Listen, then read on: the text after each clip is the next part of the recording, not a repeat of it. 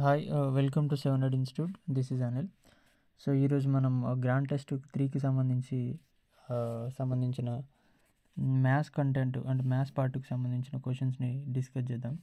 So అందులో first question వచ్చేసి 720ను ఏ కనిష్ట సంఖ్య గుణించిన పరిపూర్ణ వర్గం అగును అన్నాడు. సో ఈ మోడల్ క్వశ్చన్స్ ఇచ్చినప్పుడు ఏం చేయాలంటే మనం ప్రతి ఈ 720ని మనం కాసాగు తీసుకున్నాం అనుకో. 720ని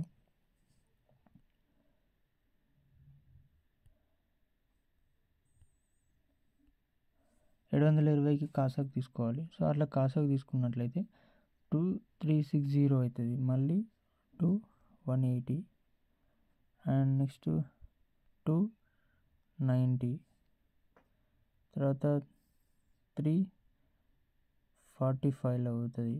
next 315 next 5 next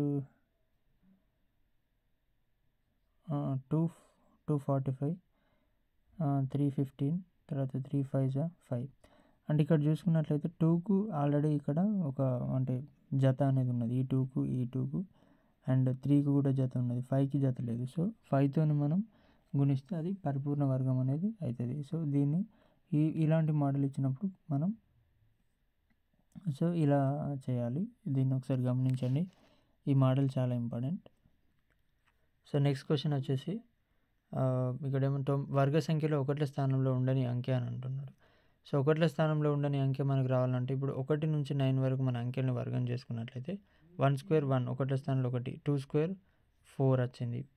so 3 square 9 ఉంటుంది. 4 స్క్వేర్ 16 కాబట్టి 6 ఉంటుంది ఒకట్ల స్థానంలో. 5 స్క్వేర్ 25 5 ఉంటుంది. 6 స్క్వేర్ 6 ఉంటుంది.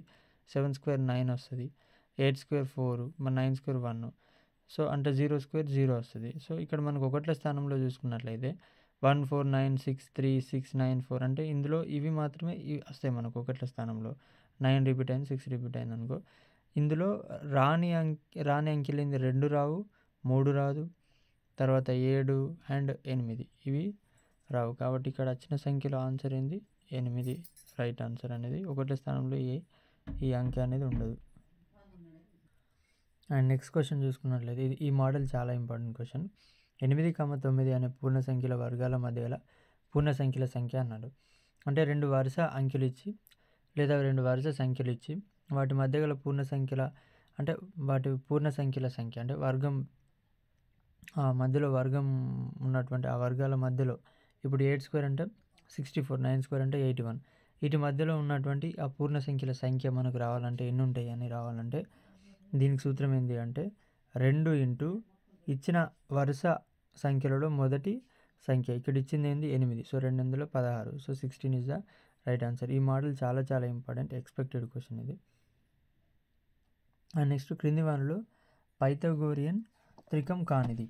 సో పైథాగోరియన్ త్రికం మనం కావాలంటే a square plus b square is equal C square అనేది కావాలి.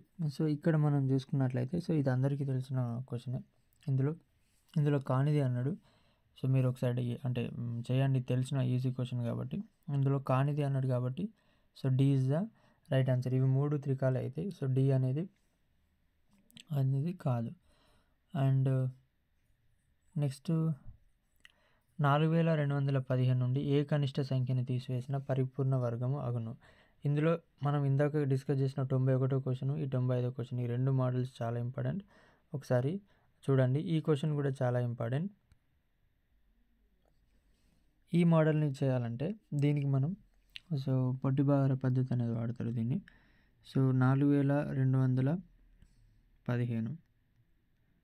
సో దీన్ని మనం ఇట్లా పొట్టిబాగర పద్ధతిలో చూసుకున్నట్లయితే లెఫ్ట్ సైడ్ నుంచి రైట్కు 2 నెంబర్స్ తీసుకోవాలి.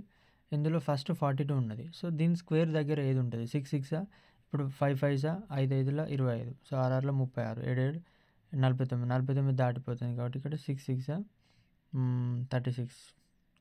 ఇక్కడ మనకు మళ్ళీ 6 యాడ్ చేసుకుంటాం. సో ఇది 12 అయిపోద్ది. అండ్ నెక్స్ట్ 36 కాబట్టి ఇక్కడ ఏమైతే 6 మిగిలిపోతుంది అండ్ 1 5 తీసేసుకుంటాం. సో 12 ఇక్కడ ఉన్నదేమో 12. సో ఇక్కడ మనకు 12 4 తీసుకున్నట్లయితే 496 వస్తుంది. ఒకసారి నేను ఆల్రెడీ క్యాలిక్యులేట్ చేసినది కాబట్టి నేను ఈజీగా రాసుకుంటున్నా. సో ఇక్కడ ఏమొచ్చింది మనకు శేషం 119 వచ్చింది. ఇక నెక్స్ట్ దాటిపోతుంది, 119 మాత్రమే శేషం, ఇంతకు మించి మనం చేయలేము. అంటే ఈ 119ని మనం తీసుకుంటే దాన్ని మనం 64 స్క్వేర్గా మనం తీసుకోవచ్చు అన్నట్టు. సో 64 స్క్వేర్గా మనం దాన్ని రాసుకోవచ్చు. కాబట్టి ఇక్కడ దేని నుంచి తీసేయాలి, ఇందులోకి వెళ్ళి 119ని మనం తీసేయాలి. సో ఈ మోడల్ క్వశ్చన్ కూడా చాలా ఇంపార్టెంట్. 1 నుండి 100 వరకు గల వరుస సహజ సంఖ్యల మొత్తంను కనుగొనమన్నాడు. సో ఇది డైరెక్ట్ ఆన్సర్. ఇది ఒకసారి గమనించండి, 5050 అనేది ఆన్సర్. అంటే డైరెక్ట్ ఆన్సర్ అంటే దీనికి ఫార్ములా కూడా ఉంది. వరుస సంఖ్యల మొత్తానికి సహజ సంఖ్యల మొత్తానికి సూత్రం అందరికీ తెలుసు, n+1/2. సో ఈ ఫార్ములాలో n అంటే ఏంది, ఇక్కడ n అంటే టోటల్ ఎన్ని ఉన్నాయి మనకు, 1 నుంచి 100, మొత్తం 100 ఉన్నాయి. సో 100 × 100 + 1/2 చేస్తే ఆన్సర్ 5050 అనేది వస్తుంది. ఒకసారి చేయండి, ఇది వెరీ సింపుల్. అండ్ నెక్స్ట్ ఒక రెండు అంకెల సంఖ్యను తీసుకుని వాటి అంకెలను తారుమారు చేసి రాయండి. వచ్చిన సంఖ్యలలో పెద్ద సంఖ్య నుంచి చిన్న సంఖ్యను తీసివేయండి. వచ్చిన ఫలితం ఎల్లప్పుడూ 9తో భాగించబడును, ఎల్లప్పుడూ 8తో భాగించబడును అన్నాడు. అంటే ఇప్పుడు ఇందులో ఒక 2 అంకెల సంఖ్యను తీసుకున్నట్లయితే ఎప్పుడైనా కూడా అట్లా మైనస్ చేసినట్లయితే మనకు అవి వచ్చే ఆన్సర్ ఎప్పుడైనా కూడా 9 యొక్క గుణిజంగా ఉంటుంది. సో 9 యొక్క గుణిజంగా ఉంటుంది కాబట్టి 9తో భాగించబడుతుంది, 8తో భాగించబడుతుంది. సో ఏ మాత్రమే సరైనది అనేది ఇక్కడ రైట్ ఆన్సర్ అనేది అవుతుంది. సో నెక్స్ట్ క్వశ్చన్, 10 డెకామీటర్లు అనగా ఎన్ని సెంటీమీటర్లకు సమానం అన్నాడు. సో 10 డెకామీటర్లు అనేది ఎన్ని సెంటీమీటర్లకు సమానం అంటుండు. 10 డెకామీటర్స్ 10 డెకామీటర్స్ అనేటిది 1 మీటర్కు సమానం. 1 మీటర్ అంటే ఏంది, 100 సెంటీమీటర్కి సమానం. అంటే 10 డెకామీటర్స్ అంటే 100 సెంటీమీటర్ సమానం. అంటే 1 డెకామీటర్ ఈజ్ ఈక్వల్ ఏంది, ఏమవుతుంది, 1 డెకామీటర్ అనేది దేనికి సమానం అయితే 10 సెంటీమీటర్స్కి ఈక్వల్ అవుతుంది. ఇక్కడ 10 డెకామీటర్లు ఎన్ని సెంటీమీటర్లకు సమానం అవుతుంది, 100 సెంటీమీటర్స్కి, ఎందుకంటే 1 మీటర్ కాబట్టి 100 సెంటీమీటర్కు సమానం అవుతుంది. So first option is the right answer, 98, A option. And next question వచ్చేసి,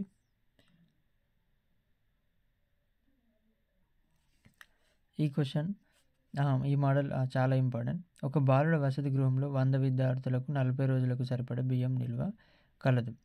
ఆ వసతి గృహమునకు 4 రోజుల తర్వాత అదనంగా 20 మంది విద్యార్థులు వచ్చినా ఆ బియ్యం ఎన్ని రోజుల వరకు సరిపోవును అంటున్నాడు. అంటే ఇక్కడ చూసుకున్నట్లయితే ఇదేంది ప్రపోర్షన్ అన్నట్టు, ఇది ఏంది విలోమానుపాతంలో ఉన్నది. అంటే ఇక్కడ చూడండి, 100 విద్యార్థులకు 40 రోజులకు సరిపడే బియ్యం ఉన్నది. 4 రోజుల తర్వాత ఈ విద్యార్థుల సంఖ్య 20కి పెరిగింది. అంటే అప్పుడున్న బియ్యం నిల్వ సరిపోవాల్సిన రోజుల కంటే తగ్గుతుంది ఆ రోజులు. కాబట్టి ఇక్కడ విలోమానుపాతం, విద్యార్థులు పెరిగిండ్రు, బియ్యం సరిపోయే రోజులు తగ్గుతాయి అన్నట్టు. కాబట్టి ఇది విలోమానుపాతంలో ఉంది. సో ఇక్కడ 100 విద్యార్థులు అన్నాడు, 100 విద్యార్థులు, దీని షార్ట్కట్ మెథడ్లో ఇప్పుడు 100 విద్యార్థులకు 40 రోజులకు సరిపడే బియ్యం, కానీ ఎప్పుడు 4 రోజులు వాడిన 4 రోజుల తర్వాత 20 మంది అదనంగా జాయిన్ అయ్యారు. అంటే ఇప్పుడు 4 రోజుల తర్వాత అంటే ఎప్పుడు 40 రోజులకు 4 రోజుల తర్వాత అంటే 36 రోజులకు సరిపోతాయి. కాబట్టి 36 రోజులకు సరిపోతాయి. అంటే ఈ విద్యార్థుల సంఖ్య ఎంత పెరిగింది, 120 రోజులకు పెరిగింది. అంటే ఇప్పుడు ఎన్ని రోజులకు సరిపోవాలి బియ్యం అనేది ఇక్కడ కావాలి. ఇప్పుడు విలోమానుపాతం కాబట్టి ఇప్పుడు ఫస్ట్ ఈ రేషియో అనుకున్నట్లయితే 2 5 2 6 అంటే 5:6 ఉంది.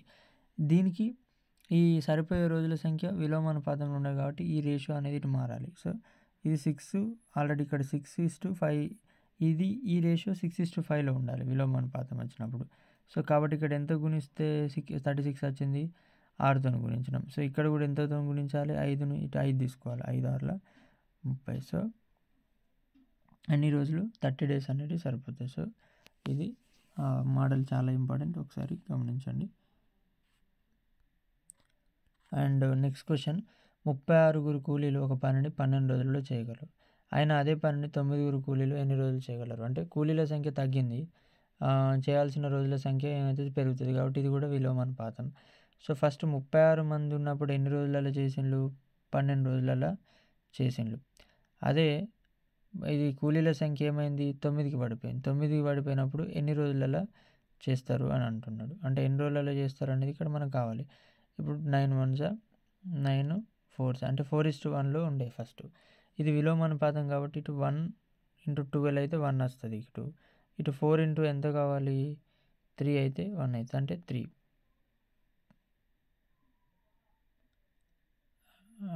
అంటే ఏంది? ఒక్క నిమిషం. అంటే ఇక్కడ 1 × 12 అయింది. ఇక్కడ 4 × 12 48. 4 × 12 కాబట్టి ఇక్కడ ఎంత అవుతుంది? 48. ఓకే. 48 డేస్లో కంప్లీట్ చేస్తారు. ఎందుకంటే రోజుల సంఖ్య ఇప్పుడు కూలీల సంఖ్య తగ్గింది కాబట్టి రోజుల సంఖ్య అనేది పెరగాలన్నట్టు. సో, ఇది కూడా ఒకసారి గమనించండి.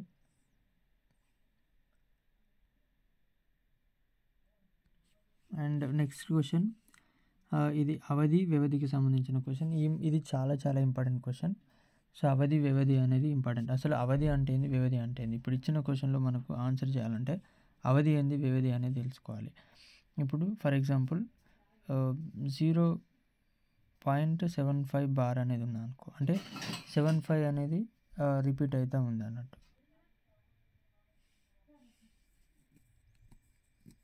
75 అనేది రిపీట్ అవుతుంది. అంటే ఇట్లా రిపీట్ అయిన మనం ఈ రిపీట్ అయిన నంబర్ని మనం ఏమంటారు అంటే వ్యవధి అని అంటారు. ఈ రిపీట్ అయిన నంబర్ని మనం వ్యవధి అని అంటారు. అంటే ఇప్పుడు ఈ 75 మీద బార్ ఉంది కాబట్టి 75 అనేది రిపీట్ అవుతూ ఉంది. కాబట్టి 75 అనేది ఏమైంది? వ్యవధి అయింది. ఈ వ్యవధిలో ఉన్నటువంటి అంకెల సంఖ్యను మనం ఏమంటాం? అవధి అంటారు. సో, వ్యవధిలో ఎన్ని అంకెలు ఉన్నాయి? 2 ఉన్నాయి. సో, అవధి ఏమైంది? 2 అయింది. అంటే వ్యవధిలో ఉన్నటువంటి అంకెల సంఖ్యను మనం అవధి అని అంటారు. సో, ఇది క్లారిటీ వచ్చింది కదా. సో, ఇప్పుడు ఇచ్చిన సంఖ్యలో ఇప్పుడు 0.23143 ఈ 143 మనం బార్ పెట్టుకోవచ్చు.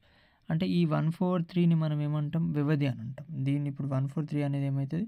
వ్యవధి అవుతుంది. ఈ వ్యవధిలో ఎన్ని ఉన్నాయి అంకెలు? 3 ఉన్నాయి. కాబట్టి ఈ వ్యవధిలో ఉన్నటువంటి అంకెల సంఖ్యను మనం ఏమంటాం? అవధి అంటారు. అంటే ఇప్పుడు దీని యొక్క అవధి ఏమవుతుంది? 3. సో, అందులో వ్యవధిలో ఉన్నటువంటి వ్యవధి అడిగితే 143 అనే నెంబర్ చెప్పాలి. వ్యవధి అంటలేడు, ఇక్కడ అవధి అంటున్నాడు. వ్యవధిలో ఉన్నటువంటి అంకెల సంఖ్యను మనం అవధి అంటారు. సో, కాబట్టి ఇది అంటే అవధి వ్యవధికి చాలా కన్ఫ్యూజ్ అవుతారు. సో, ఈ మోడల్ చాలా ఇంపార్టెంట్, ఎక్స్పెక్టెడ్ క్వశ్చన్ ఇందులో. అండ్ ఒకసారి గమనించండి. నెక్స్ట్ క్వశ్చన్ చూడండి. వ్యవధి అని అడిగిండు. వ్యవధి అంటే ఏంది? అందులో ఆ వ్యవధి అంటే నంబర్ చెప్పాలి. ఇప్పుడు 0.3 ఇప్పుడు 3కి నేను బార్ రాసుకోవచ్చు. అంటే 3 అనేది ఏమవుతుంది? ఇక్కడ వ్యవధి అవుతుంది. వ్యవధిలో ఉన్న అంకెల సంఖ్యని 1 అనేది ఏమవుతుంది? అవధి అవుతుంది. సో, ఇప్పుడు ఇది వ్యవధి అడిగింది కాబట్టి 3 అనేది వ్యవధి. సో, ఈ 2 మోడల్స్ ఒకసారి గమనించండి. అండ్ నెక్స్ట్ క్వశ్చన్, P/Q రూపంలో గల సంఖ్యలను ఏమని అంటారు? కరణీయ సంఖ్యలు, అకరణీయ సంఖ్యలు, వాస్తవ సంఖ్యలు, సహజ సంఖ్యలు. ఏమని అంటారు? అకరణీయ సంఖ్యలు అని అంటారు. Direct question. నెక్స్ట్ క్వశ్చన్ వచ్చేసి 2,3ల మధ్యన అకరణీయ సంఖ్య అన్నాడు. సో, ఇలా ఇచ్చినప్పుడు వీటి యొక్క యావరేజ్ తీసుకున్నట్లయితే ఇప్పుడు ఫర్ ఎగ్జాంపుల్ 2 + 3/2 అంటే 5/2 5/2 కాబట్టి ఏమవుతుంది? 4.5 అవుతుంది. 5/2 అంటే ఇక్కడ వచ్చింది ఏంది మనకు? 5/2 అనేది వచ్చింది. నెక్స్ట్ 5/2 + 3/2 చేసినాం అనుకో, అప్పుడు మనకు వచ్చేది ఏమైతే 9/4 అనేది రైట్ ఆన్సర్ అవుతుంది. So, A is the right answer దీనికి. ఇది అంటే యావరేజ్ తీసుకుంటూ వెళ్ళాలన్నట్టు ఫస్ట్ ఇది. ఇప్పుడు 2,3ల యావరేజ్ ఒక 5/2 వచ్చింది. సో, 2 + 5/2 వాటి మధ్యలో 2,3ల మధ్యలో గల అకరణీయ సంఖ్య అవుతుంది. లేదా 5/2 + 3 అనేది ఏమవుతుంది? వాటి మధ్యలో ఉన్నటువంటి అకరణీయ సంఖ్య అవుతుంది. అట్లా వచ్చిన సంఖ్యను మళ్ళీ లాస్ట్ ఉన్న నెంబర్తో అట్లా యావరేజ్ చేయడం, లేదా మధ్యలో నెంబర్ని యావరేజ్ చేయడం వల్ల మనకు ఈ అంకెల మధ్యలో గల అకరణీయ సంఖ్యలు అనేవి మనకు వస్తాయి. 2 సంపూరక కోణాల భేదం 34 అయినా ఆ కోణాలను కనుగొనము అంటున్నాడు. 2 సంపూరక కోణాల భేదం 34 అయినా కోణాలను కనుగొనము అంటే డైరెక్ట్ ఇప్పుడు ఇందులో 107 - 73 చేసినాం అనుకో 34 వస్తుంది. సో, ఇట్లా ఆప్షన్ వైజ్ చూసుకున్నా కూడా రైట్ ఆన్సర్ అవుతుంది. లేదా ఒక కోణం 34 అయింది, ఇంకో కోణం ఏమవుతుంది అంటే ఇప్పుడు 2 సంపూరక కోణాల భేదం 34 అన్నాడు. సో ఒకటి ఎక్స్ అనుకుంటే ఇంకోటి ఏమవుతుంది ఎక్స్ ప్లస్ 34 కావాల్సింది కదా. సో వీటి యొక్క మొత్తం ఏమవుతుంది సంపూరకాలు కావాలంటే 180 డిగ్రీకి సమానం చేసి చేయొచ్చు. అది ఇంకో మోడల్ అన్నట్టు. నెక్స్ట్ ఒక పుస్తకం తెరిచి ఉంది. తెరిచిన 2 పేజీలలో పేజీ నెంబర్లు మొత్తం 373 అయినా అంటే ఇది ఎక్స్ అనుకుంటే పేజీ ఇది ఎక్స్ ప్లస్ 1 అవుతుంది. సో ఈ రెండింటి యొక్క మొత్తం ఎంత 373. సో దీన్ని ఈజీగా సాల్వ్ చేయొచ్చు. దీన్ని సాల్వ్ చేస్తే మనకు ఈ ఆన్సర్ అనేది ఎంత వస్తుంది అంటే 186, 87. ఈ ఆన్సర్ అనేది 186, 187కు సమానం. ఆన్సర్ ఒకసారి ట్రై చేయండి. ఇది సింపుల్ ఈక్వేషన్ కాబట్టి చేర్చలేను ఇక్కడ. అండ్ సో నెక్స్ట్ క్వశ్చన్ చూసుకున్నట్లయితే జాన్ తన గడియారంను 301కి అమ్మగా 14% నష్టపోయాడు. అయినా జాన్ గడియారం ఎంత కొన్నా అంటే కొన్న వేళ కాస్ట్ ప్రైస్ అడుగుతుండు. ఇప్పుడు 301 అనేది ఇది సెల్లింగ్ ప్రైస్. కొన్న వేళ కంటే 301 అనేది తక్కువ కాబట్టి నష్టపోయింది. ఇది ఎంత పర్సెంట్కి ఈక్వల్? కొన్నది మనం 100% అనుకుంటే ఇది 86%కి ఈక్వల్. సో 86% అంటే ఇంటూ 100. సో దీని ఆన్సర్ చేసినట్లయితే 350 వస్తుంది. సో అంటే 350 కొన్నాడు 301కి అమ్మాడు కాబట్టి 49 రూపీస్ అనేది మనకు లాస్లో ఉంటాడు. So 350. Next question golden ratio 1.61:1 direct question 1.615:1. And next బహుళ నిష్పత్తి అంటే ఇట్లా పూర్వపరాలు లబ్ధము ఈస్టు పరపదాల లబ్ధము. సో 5×15 7×56. సో ఇది దేనికి ఈక్వల్ 45:xకి ఈక్వల్. అంటే ఈ 15 45 చేయాలంటే దేనితో గుణించండు 3తో గుణించండు. అంటే ఇక్కడ 3 అనేది కామన్ అన్నట్టు. సో దీన్ని కూడా మనం 3తో గుణిస్తే ఇక్కడ ఎక్స్ వాల్యూ వస్తుంది. 3×6 18, 1 3×5 15 16 అంటే 168 ఇస్తే రైట్ ఆన్సర్. అండ్ ఈ క్వశ్చన్ P,Qలు రేఖాఖండంపై అంటే రేఖాఖండం AB యొక్క మధ్య బిందువునకు ఒకే వైపున గల బిందువులు అన్నట్టు. ఇప్పుడు ఇది రేఖాఖండము AB అనుకుంటే సో దీని యొక్క మధ్య బిందువు ఇది. ఈ మధ్య బిందువుకు ఒకే వైపున గల బిందువులు సపోజ్ ఇక్కడ ఉన్నది ఈడ ఉన్నాయి అనుకుంటే P,Qలు.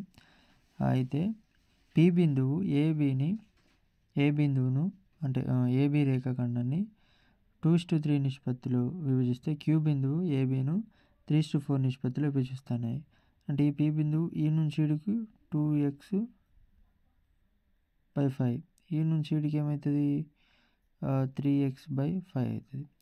అయితే ఇప్పుడు నెక్స్ట్ ఏంది ఏబీను 3:4 నిష్పత్తిలో ఏంది Q బిందువు కాబట్టి ఈ నుంచి ఈడికి ఏమవుతుంది 3x/7 ఈ నుంచి ఈడికి 4x/7 అంటే ఇందులో సో PQ మధ్యలో డిస్టెన్స్ ఎంత ఇచ్చిండు 2 సెంటీమీటర్స్ ఇవ్వడం జరిగింది. అంటే ఈ నుంచి ఈడికి ఇక్కడ నుంచి B బిందువు నుంచి P అంటే B బిందువు నుంచి P పొడవులోకి వెళ్ళి QPని తీసేసినట్లయితే ఏమవుతుంది ఇప్పుడు అంటే ఇప్పుడు B బిందువు నుంచి Pకి దూరం ఎంత 3x/5 మైనస్ ఇది 4x/7 ఈజ్ ఈక్వల్ టు ఎంత 2కు సమానం. కాబట్టి ఇది సాధిస్తే మనకు 70 సెంటీమీటర్లు అనేది వస్తుంది. ఈజీ ఒకసారి చూడండి.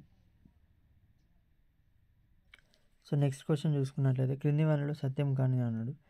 దీర్ఘచతురస్రాలని చతురస్రాలు అన్నాడు. సమచతుర్భుజాలని గాలిపట ఈ ఫస్ట్ స్టేట్మెంట్ తర్వాత చూద్దాం. సమచతుర్భుజాలని గాలిపటాలు రైట్, చతురస్రాలన్నీ ట్రెపిజియాలు రైట్, సమాంతర చతుర్భుజం ట్రెపిజియాలు ఇవన్నీ రైట్. సో ఫస్ట్ దీర్ఘచతురస్రాలని చతురస్రాలు దీర్ఘచతురస్రాలు అవుతాయి కాబట్టి ఇది wrong statement. So first is the right answer. తిర్యగ్రేఖకు సంబంధించి క్రింది వానిలో సరికానిది అన్నాడు. ప్రతి జతలోని సదృశ కోణాలు సమానం. ఇది రైట్ స్టేట్మెంట్. అండ్ నెక్స్ట్ ప్రతి జత ఏకాంతర కోణ జతలోని కోణాలు సమానం. Right statement. ప్రతి జత ఏకబాహ్య జతలోని కోణాలు సమానం. Right statement. ఒకే వైపున గల కోణాలు పూరకాలు అన్నాడు. సో సంపూరకాలు అన్నట్టు. తిర్యగ్రేఖకు ఒకే వైపున గల అంతర కోణాలు సంపూరకాలు కాబట్టి ఇది రాంగ్ స్టేట్మెంట్. సో ఫోర్త్ సరికానిది అన్నాడు కాబట్టి ఇది fourth is the right answer దీనికి.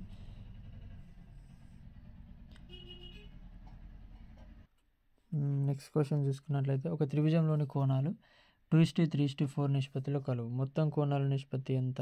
180 degrees. So 2x + 3x + 4x = 180 degrees. So దీన్ని సాధిస్తే ఆన్సర్ మనకు 40, 60, 80 అనేది వస్తుంది. So second answer is the right answer. 114. Next త్రిభుజాలు పాఠం విన్న తర్వాత భుజాలు కోణాల ఆధారంగా త్రిభుజాలలోని రకములను వివరించడం ఈ విద్యా ప్రమాణాన్ని సాధించడం అని భావిస్తారు అన్నాడు. సో ఇదేంది? సమస్య సాధన, కారణాలు చెప్పడం, నిరూపణ చేయడం, వ్యక్తపరచడం కిందికి వస్తుంది. Right answer. థర్డ్, భారత సాంఖ్యక శాస్త్ర పితామహుడు Ramachandra Kaprekar, C R Rao, P C Mahalanobis, Archimedes. P C Mahalanobis right answer అవుతుంది. అండ్ నెక్స్ట్ క్వశ్చన్ వచ్చేసి గోల్డ్ బ్లాక్ ఊహ మినహాయింపు సంఖ్య అని అంటున్నాడు. గోల్డ్ బ్లాక్ ఊహ మినహాయింపు సంఖ్య అంటే గోల్డ్ బ్లాక్ ఊహ అంటే ఏంటంటే ప్రతి బేసి సంఖ్య ప్రధాన సంఖ్యగాను లేదా కొన్ని ప్రధాన సంఖ్యల మొత్తంగా లేదా వర్గ సంఖ్య ఒక రెట్టింపు సంఖ్యగా ఉంటుంది. సో దీనికి మినహాయింపు సంఖ్యలు మనకు రెండు ఉంటాయి. ఒకటి 5777 కాగా ఇంకోటి 5993. సో ఇక్కడ మనకి ఇచ్చింది మినహాయింపు సంఖ్య అని అన్నాడు కాబట్టి ఇక్కడ ఇచ్చింది 5777 మాత్రమే ఇవ్వడం జరిగింది. సో ఇది సెకండ్ ఆప్షన్. ఇంకోటి ఏంది 5993. ఈ రెండు సంఖ్యలు ఇంపార్టెంట్, ఒకసారి గుర్తించండి. మున్నిక్ వరీకరణ కాని, మున్ని కాదు ఇది మున్నిక్ వరీకరణ కానిది అన్నాడు. సో ఈ వరీకరణలు కూడా చాలా ఇంపార్టెంట్. మున్నిక్ వరీకరణ కానిది అని అంటే ఒకటి ప్రయోజన విలువ మున్నిక్ వరీకరణని, నెక్స్ట్ సిద్ధపరిచే విలువ మున్నిక్ వరీకరణ, క్రమశిక్షణ విలువ మున్నిక్ వరీకరణ, మేధా సంబంధ విలువలు అనేటిది కాదు. సో ఇది రైట్ ఆన్సర్. భౌతిక పరిశోధన నుంచి విడగొట్టలోని పరికరమే గణితం అన్నవారు ఎవరు? బెర్త్లాట్ అనేటోడు అంటాడు. So first option. పార్టీ 10 కళాశాలల సోపానాలు అంటే పాఠ్యపథక, ఇది పార్టీ కాదు, ఇది పాఠ్యపథక సోపానాలను వివరించింది మాత్రం హెర్బర్ట్. నెక్స్ట్ క్వశ్చన్ వచ్చేసి నియోజన పద్ధతి లక్షణం కానిది ఆగమన పద్ధతికి విపర్యం సాధారణీకరించిన అంశం నుంచి ఇది నిజమైన పద్ధతి కాదు, ఇది నిగమన పద్ధతి. యాక్చువల్ క్వశ్చన్ రాంగ్ పడ్డది, ఒకసారి గమనించండి. సో అండ్ విపర్యం లెస్, ఇది రైటే. సాధారణీకరణ అంశం నుంచి ఎస్, ఇది రైటే. ముహూర్తం నుంచి అమూర్తం వైపుకు సాగుతుంది. సూత్రాలను పరీక్షించే దిశలు ఇది. ముహూర్తం నుంచి అమూర్తం కాదు, అమూర్తం నుంచి ముహూర్తం వైపు సాగుతుంది. So third one is the right answer దీనికి. ఇంతటితో మ్యాథ్స్కి సంబంధించిన పార్ట్ కంప్లీట్.